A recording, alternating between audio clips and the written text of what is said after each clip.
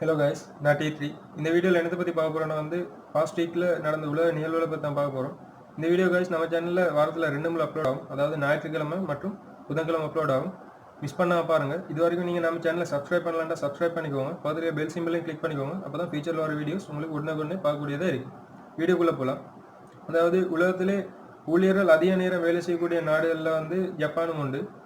ஜப்பானில் 2017ஆம் ஆண்டு மேற்கொள்ளப்பட்ட ஆய்வில் 25% நிறுவனங்கள் வேலை செய்யக்கூடிய ஊழியர்கள் அவங்களோட வேலை நேரம் தவிர்த்து சுமார் 80 மணி நேரம் அதிகமாக வேலை செய்கிறாங்கன்றது தெரிய வந்திருக்குது. இதை ஜப்பானில் உள்ள மைக்ரோசாஃப்ட் கிளை ஒரு ஆய்வு செஞ்சுக்கிறாங்க. எப்படின்னா வேலை நேரத்தை குறைச்சி விடுமுறையை கூட்டினா என்ன நடக்கும்ன்ற ஒரு ஆய்வை மேற்கொண்டிருக்காங்க. அதாவது அந்த ஆய்வு கடந்த 8ஆம் மாதம், அதாவது ஆகஸ்ட் மாதம் நடைபெற்றுச்சு. 2019 ஆகஸ்ட் மாதம் நடைபெற்றுச்சு. எப்படின்னா வெள்ளிக்கிழமை அவங்களோட சம்பளத்தோட அவங்களுக்கு விடுமுறை வழங்கி 4 நாள் தான் வேலை நேரம். அடுத்த வெள்ளிக்கிழமை சம்பளத்தோட விடுமுறை வழங்கினாங்க. இந்த ஆய்வோட முடிவு தற்பொழுது வெளியாக இருக்குது. முடிவு என்னன்னு பார்த்தீங்கன்னா உற்பத்தி திறன், அதாவது நிறுவனத்தோட உற்பத்தி திறன் 40% அதிகரிச்சு இருக்குது. வேலை நேரத்தை குறைச்சி விடுமுறை அதிகரித்ததால் நிறுவனத்தின் உற்பத்தி திறன் 40% அதிகரித்து மின்சார பாவனை 23% குறைஞ்சிருக்குது. அதோட இன்னும் என்ன குறைஞ்சிருக்குன்னா அதை கொப்பி அடிக்கிறது, அதாவது தாள் அச்சிடுறது, தாளில் அச்சிடுறது 59% குறைந்திருக்குது. இதுதான் இந்த ஆய்வு. அடுத்த விஷயம் என்னன்னு பார்த்தீங்கன்னா ட்விட்டர் அவங்களோட அரசியல் சம்பந்தமான விளம்பரங்கள், அதாவது ட்விட்டர் நிறுவனம் அரசியல் சம்பந்தமான விளம்பரங்களை ட்விட்டரில் பதிவிடுறது உலகளாவிய ரீதியில் தடை செஞ்சுக்கிறாங்க.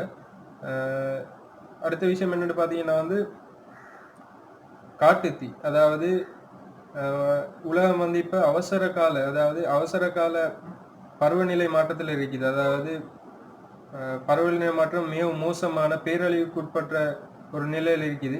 இது இவ்வாறுன்னு பார்த்தீங்கன்னா உதாரணமாக பார்த்தீங்கன்னா அமெரிக்காவில் காட்டுத்தீ, சோமாலியாவில் வெள்ளப்பெருக்கு, இந்த ஏசியாவில் பார்த்தீங்கன்னா மழை, வெள்ளப்பெருக்கு, சூறாவளி, இந்த மாதிரி. அடுத்து ஆண்டீஸில் கடுமையான வறட்சி, இந்த மாதிரி விஷயங்கள் ஏற்படுறதுக்கான காரணங்களை ஆய்வு செஞ்சதில் ஆஸ்திரேலியா, அதாவது சவுத் ஆப்பிரிக்கா, அமெரிக்கா போன்ற நாடுகளை சேர்ந்த ஆய்வாளர்கள், அதாவது சுமார் 11,000 ஆய்வாளர்கள் கடந்த 40 ஆண்டுகள் தரவுகளின் அடிப்படையில், அதாவது 11,000 ஆய்வாளர்கள் கடந்த 40 ஆண்டு தரவுகளின் அடிப்படையில் மேற்கொண்ட ஆய்வில் ஆய்வோட முடிவு என்னன்னு பார்த்தீங்கன்னா இந்த பேரழிவுக்கான காரணம், அதாவது இயற்கை பேரழிவுக்கான காரணம் என்னென்று சொல்லிக்கிறாங்கன்னா சனத்தொகை அதிகரிப்பு மற்றும் விமான பயணம், அதோடு சேர்த்து குறைவான மரங்கள். அதாவது இந்த ஆய்வு இதை திருப்பி மாற்றுறதுக்கு, அதாவது இயற்கை பேரழிவுகளை குறைக்கிறதுக்கான வழி என்ன சொல்லிக்கிறாங்கன்னு பார்த்தீங்கன்னா இதை ஒப்போசிட். அப்படியே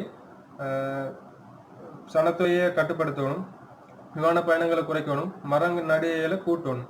அதாவது இதை ஒவ்வொரு தனிநபரும் முயற்சி எடுக்கலாம். அதாவது சனத்தொகை கட்டுப்படுத்துறத ஒரு தனிநபர் முயற்சி எடுக்கலாம். அதாவது பெரிய வகையில் சாத்தியப்படாது. விமான பயணங்களும் அதே மாதிரி தான். அதாவது மரங்களை நட்டுறதை பார்த்தீங்கன்னா மரங்கள் அதிகரிக்கிறத பார்த்தீங்கன்னா தனிநபர் முயற்சி எடுக்கலாம். அதாவது குறைஞ்சது ஒரு வருடத்துக்கு ஒரு மரமாவது நட்டினீங்கன்னா இந்த பேரழிவுகள்லேருந்து உங்களோட பங்கையும் செலுத்தி கொள்ளலாம். அடுத்தது என்ன பார்த்தீங்கன்னா குவைட்